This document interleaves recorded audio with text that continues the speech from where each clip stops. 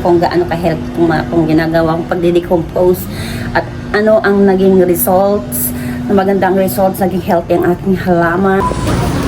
Okay, bye-bye na tayo. Check out na tayo. Payment. Taga-scan ang tatay, taga-supot ang anak, taga-video ang nanay.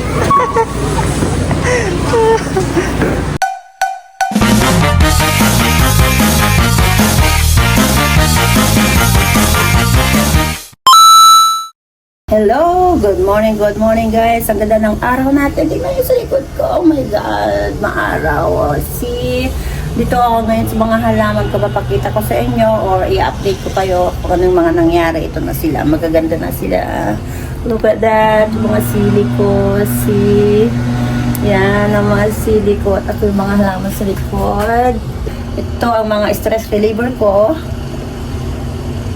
Tuwing umaga at hapon, nandito ako para tignan sila na ang sarap ng pakiramdam, diba? Na may halaman ka tapos makikita mo namumunga, may ang healthy sila. So, ito pakita ko sa inyo, guys.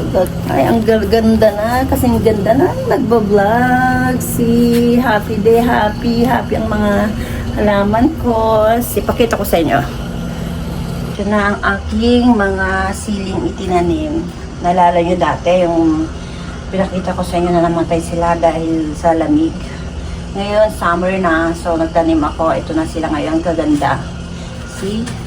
Ito ang aking bell pepper. Ang aking bell pepper. Pakita ko sa inyo may bunga na. Laki ng bunga. Ayan! Mayroon pang parating na isa. Oo, mayroon pang parating na isa at mga iba pang mga bulaklak. Dami yung bulaklak. Ito naman yung siling labuyo. Siling Taiwan to, naghalo-halo na, hindi ko alam nung pinatubo ko. Hindi ko alam kung sino sila dyan. Nagtatanim ko yan, halo-halo na sila. Yan, susunod na araw, update ko kayo kung gaano nakalaki yan. Okay, ito na yung isa kong halaman na tinano ko sa labas. Kinuha ko sa labas yung mga laking halaman doon na namumulaklak na, pumutol ako ng konting stem niya. Ayan, tinanim ko, mukhang buhay naman na siya. So, nasa isang buwan na siya nandiyan dyan. Ayan, ito, nalala nyo, wala na siya noon, namatay na, as in, wala na. Muntik ko nang binunot, pero nakita ko may tumutubo, so iniwan ko na lang siya. Ayan, ganyan na siya kalaki at lumago pa siya. Okay, at ito na yung aking sunflower, little sunflower, look. See, tignan nyo, ang ganda ng bulaklak. Yan yung aking stress reliever. Ayan. Dami yung mga bulaklak, guys. So, see, ang ganda. Maganda sana to kung marami sila na dikit-dikit. See, yan. Oh. Tapos, nako, nag-ingay na naman yung aircon. Kumandar na ito yung, ayan, tatlo sila dati sa isang paso. Pinaghiwalay ko sila. So, naging tatlong paso na sila. Pero yung dalawa maliliit pa. Pero ito, tingnan nyo naman. Meron na rin siyang bulaklak. Ayan. Ito yung isa. Ayan. Bali, naging tatlo na sila ngayon. Ayan. Tatlo na sila. So, lumago yan. Okay siya. Diba? Look at this. Ang aking mga halaman. Oh, siyang ganda. Stress reliever ko yan. O, ito pa. Ayan. Ito yung aking halaman na kinuha ni Eve nung nag-volunteer siya. Ayan. Ayan. Ayan, may tumutulong sa akin na nagdidilig na siya. Ayan, ito din yung namumulak ng lavender. Ay, hinihiwalay ko naging tatlo. Ayan, may tumutulong sa akin, nagdidilig. Ito, yung itlog na aking fertilizer na ginagawa. Dinudurog-durog ko yan. Ayan. Ayan. Ito, pinahulot ko lang sa labas. Hindi ko alam kung parehas lang ba ito at saka yung sunflower na may liit. Ayan. Ayan, naganda sila. Wow, ayusin mo naman anak ko. Ibaba mo kasi parang hindi yung mga ano niya, oh. Ibaba mo pag magdilig. Para hindi maano yung niya, ugat.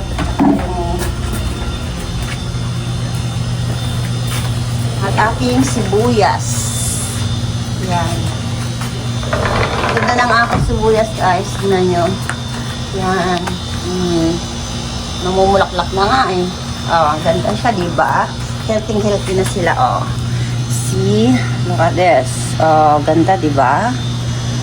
Oh, healthy. Ang lalaki ng mga ano niya, dahon niya, tsaka ang tataba, oh. Ang tataba. Ito, isa lang, yung bumili kami yung sibuyas, itinusok ko dyan, ayan, dumami na sila, ayan, dami na. Ito yung original na tangkay. Isa lang yan, pero imagine ang laki na siya, hindi siya ganito kalaki dating liliit. Liliit ang tangkay niya din dati, wala pong isang yung stick ng barbecue, ganun lang kaliliit ang dahon niya. Pero ngayon, tignan nyo, because of yung ginawa kong pagkukompose. Ito, yung mga kinukompose kong mga yung balat ng orange, balat ng pongkan, at mga gulay-gulay na ano namin, na pinaghimay-himayan ko, dinudurog ko dyan, balat ng itlog, ayan. Dinudurog-durog ko siya. Kasi dati, ang nangyayari ay buong-buo ang itlog nilagay ko. And then, may nagsabi sa akin, one of my friend, na very friend, good friend, Pia.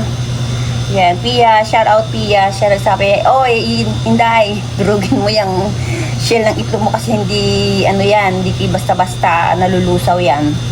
So, durugin mo ng maliliit. Ayan, dinurog-durog ko. Nakinig ako sa kanyang advice. Ayan siya. Ayan yung mga iba. O, diba?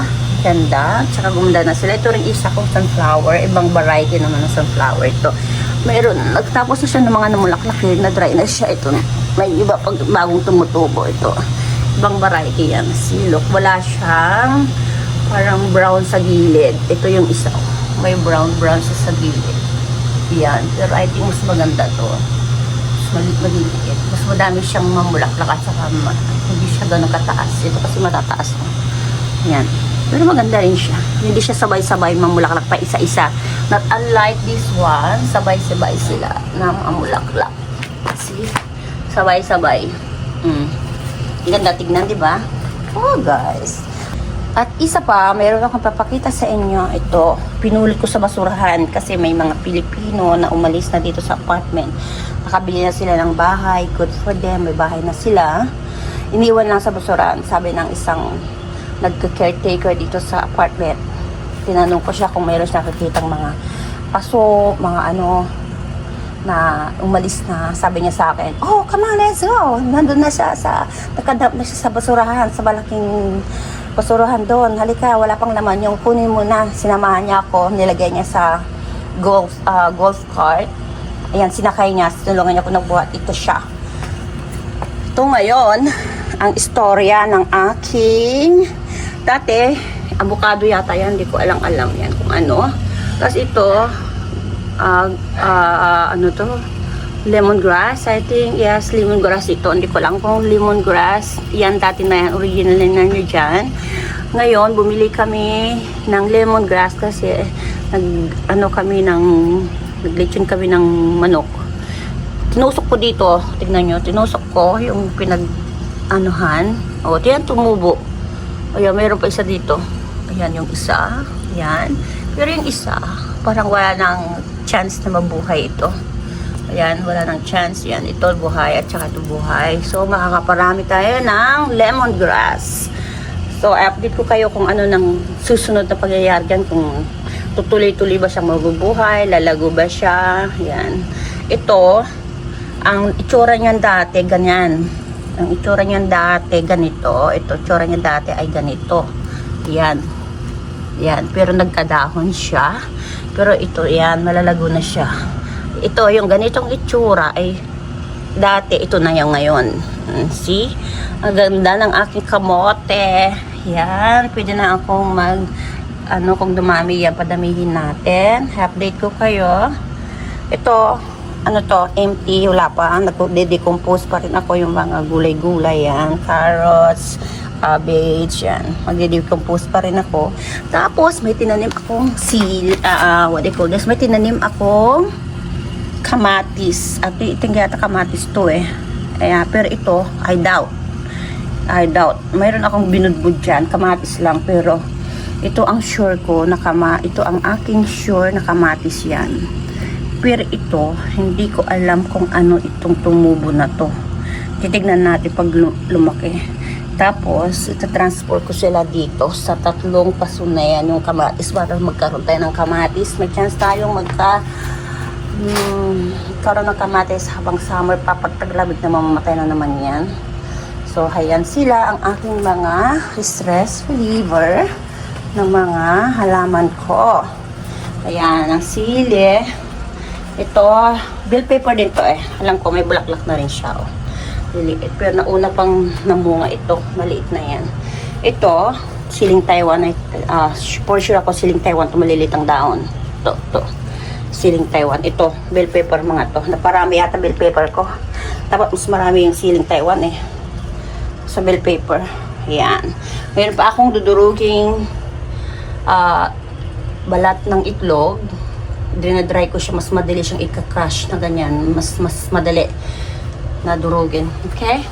So, okay. Update ko kayo sa susunod na mga araw kung anong nangyayari na dito sa aking mga halaman. Alam ko, they are very healthy. Yan. I'm so happy with this. Meron na siyang bunga. Okay, guys. Update ko kayo for next videos kung anong mangyayari itong mga halaman ko. Okay, ganda, diba? Ang ganda ng panahon. Ang nakaraang 3 days, umuulan at malakas ang ulan. Kaya, ang aking halaman ay inusot ko banda dito kasi naano yung yung lupa.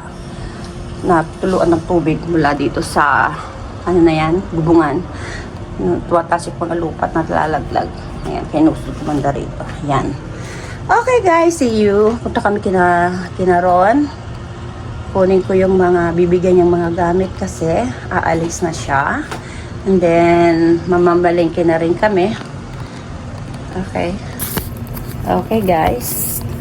Dito lang muna sa aking update sa mga halaman para sa inyo. Na makita yung aking mga halaman ngayon. Diba? Magaganda na. So, ngayon, punta kami kina Ron. Mamaya pala, kunin namin yung mga gamit niya na ibibigay kasi aalis na siya papuntang Canada, babalik na siya doon. At sabi, meron lang siyang ayusin mga importanteng bagay. Tapos, babalik ulit siya, 2028, I hope. Babalik siya. Sabi ko, antayin namin siya dito. Okay, guys. At hanggang dito na lang, mamalingki pa kami. Punta pa kami sa school, sa Santa Fe ni Kuya. Hiram ng calculator.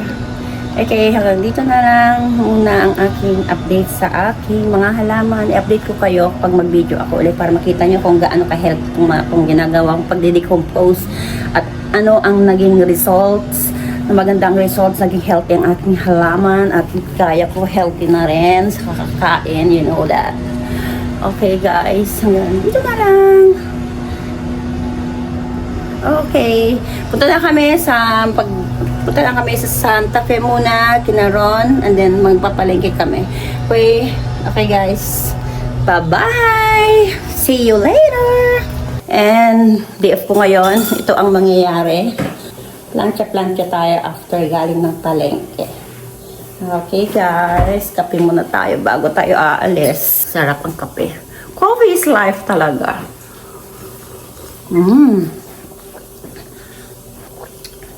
Yung isa doon nakatalikod na kumakain. Ako nagkakape. Siyempre nakaka-relate yan ng coffee. Coffee lover just like me. Mahiling magkape. Tapakita ko ulit sa inyo yung halaman ko. Oh, hindi ako makamubong sa halaman ko talaga. Talagang ang gaganda. See? Isa pang silip bago kami umalis. Diba ang sarap? Napagaramdam, diba guys? Tignan, pakita ko sa inyo. Wait.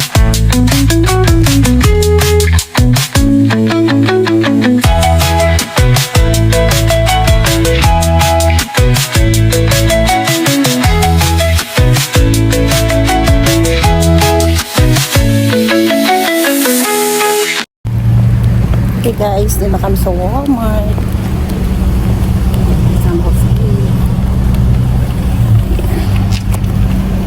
Pasok na kami. Ito na araw init. Okay, bye-bye na tayo. Check out na tayo. Payment. Ang taga-scan ng tatay, ang taga-supot ang anak, taga-video ang nanay. Nalagyan na ni Ian sa kartang pinamili. Ayan.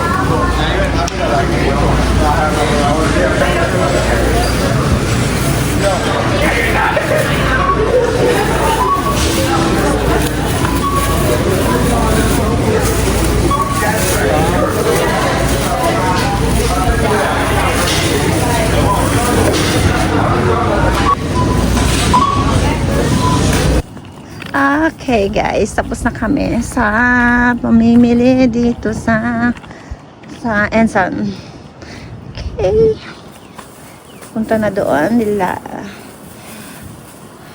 Nilalagyan sa lagayan sa ko na ko Jenny Eve. Ang daming labags oh.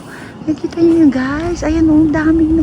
Ayan. Ang daming labags. Ito yung pinapakita ko sa inyo. Ito yung mga iniwan ni Ron sa akin mga gamit kasi lilipat na siya sa Canada ulit. Di maganda. We have dalawang white, isang blue, tsaka black. Tapos kung alam niyo yan, punong-puno ng mga pagkain yan, mga gamit ng mga nandyan. Puno lahat yan ng laman. Tinanggal ko na kasi nilipat ko yung mga nandiyan yung mga ibang mga binigay niya, mga noodles, tinapay, cookies, ayan mga binigay niya. Then meron din mga hangers at saka upuan. Ayan, dalang upuan at saka isang table na defold. Maganda siya para sa likod to pag mag-ihaw-ihaw kami. Kaya kinuha ko na rin yung upuan na binigay niya at saka lamesa. Mga hangers, marami. Tsaka mga iba pang mga ganito. Ayan. Mga ibinigay niya, marami. Gator siya. Blue and orange, black and white. Sabi niya, kunin mo na, Ann. Kaysa naman mo na itapon ko. Sa akin, ko na.